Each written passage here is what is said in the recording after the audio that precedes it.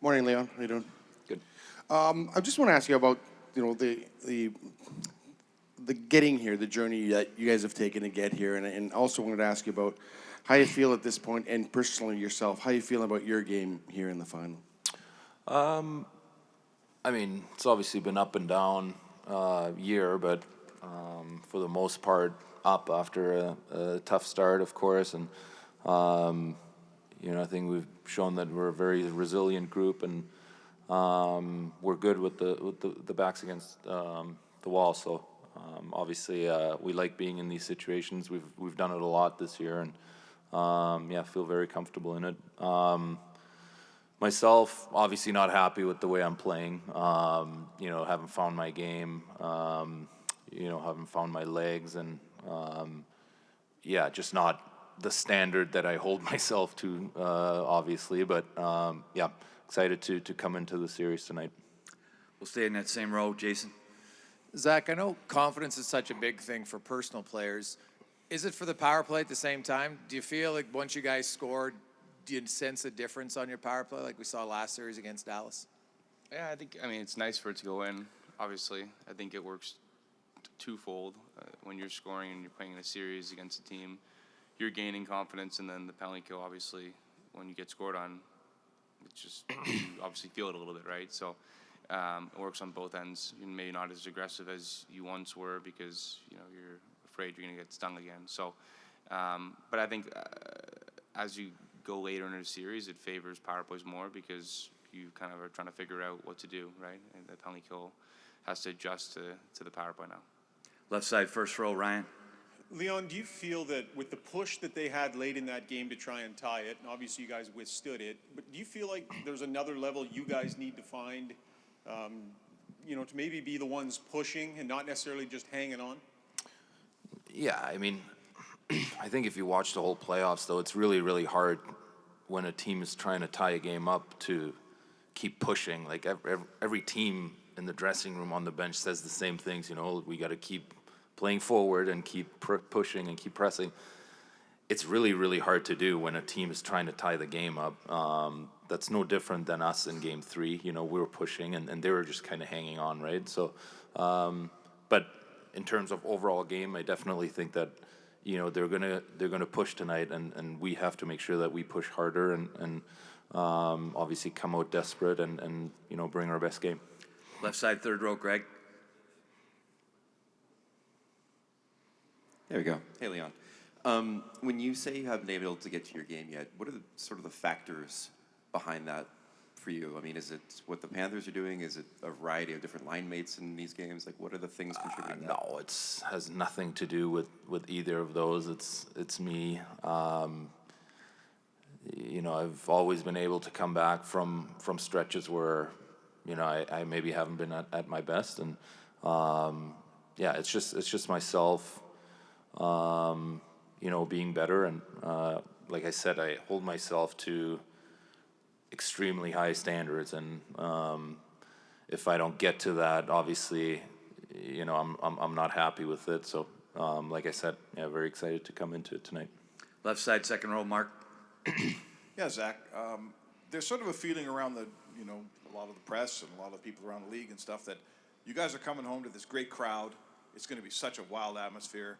The Panthers don't have a chance against the entire city of Edmonton, all that stuff. Is there a bit of a trap for you guys? Is there a bit of something that could catch you unaware with the fact that, it's still a hockey game no matter who's cheering for what?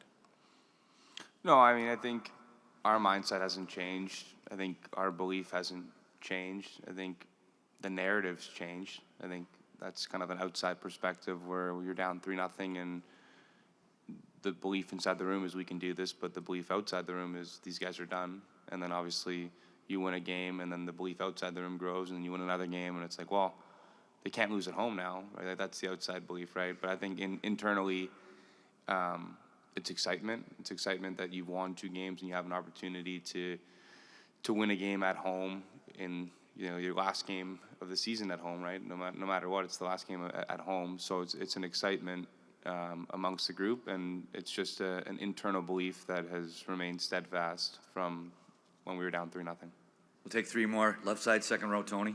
Morning, Zach. Of course, speaking to the author himself, I'd like to get your opinion on how this team has been able to flip the script in terms of being renowned for its power play, but now in the playoffs, it's really arguably through the penalty kill where the strength lies. Can you maybe talk about the characteristics your teams had to demonstrate in order to kind of flip that? I think it's probably a long time coming. Like even since before I was here, the Oilers have always been known for scoring, and that comes with the power play. And I think for us to have gotten to this point, we've needed to kind of flip our mindset with regards to defending, and a big part of that is the penalty kill, and a big part of that is Mark Stewart and Chris coming in and kind of establishing pairs on the penalty kill and really giving those guys confidence to go out and do the job. And the penalty kill obviously has been phenomenal, probably more so than anybody thought that it could. So credit to them, but I think it's also the mindset of defending and being able to defend a lead. And I think multiple times in the playoffs, we've been up, 1 or 2 or even 3 goals going into the third, and we've been able to hold on and find a way to stick with it. So I think that comes with the mindset of just being able to defend. Right side, fifth row, David. Hey guys, this could be for either of you. You're both, well aware of the history of the sport.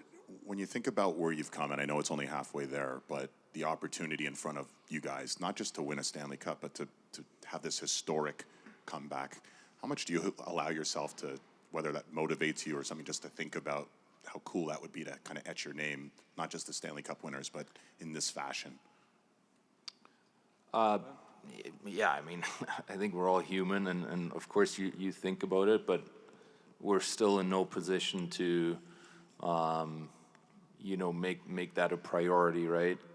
We're one game at a time still. We got to win a game at home tonight and, get this thing back to Florida, and then it's a one-game series. So, of course you think about it, but you're, I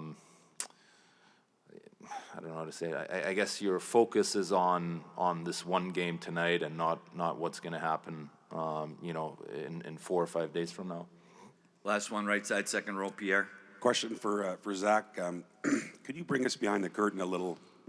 After you lose Game 3, the room took a while to open to us. Can you tell us, to some degree, what was said after the game the next day? What would have been the central message you feel as a group that you kept reinforcing within each other? I think the message has been it's been hard all year. Like I think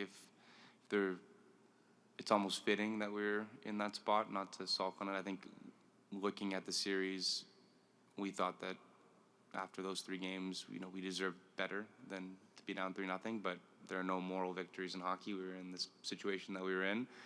But if there was ever a team that could crawl out of it, we believed that it could be us. Just the way that the season's gone, the way that we've played while facing adversity, the way we've played while facing elimination, we just feel that we can do it, and that was the belief when we were down 3-0, and it's still the belief now down 3-2. So, if there's any group that can do it, it's this group.